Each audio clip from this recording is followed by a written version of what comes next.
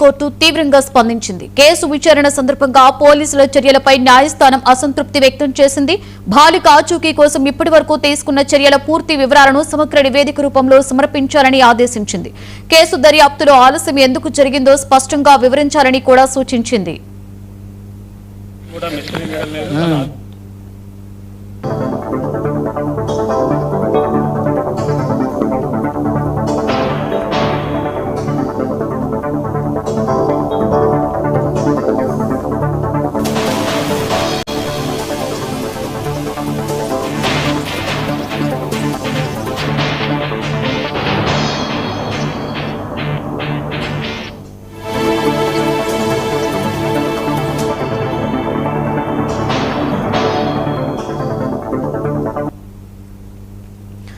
అదే సమయంలో సుప్రీంకోర్టు జారీ చేసిన మార్గదర్శకాలను పోలీసులు పూర్తిగా పాటించారా లేదా అనే అంశంపై స్పష్టత ఇవ్వాలి అంది.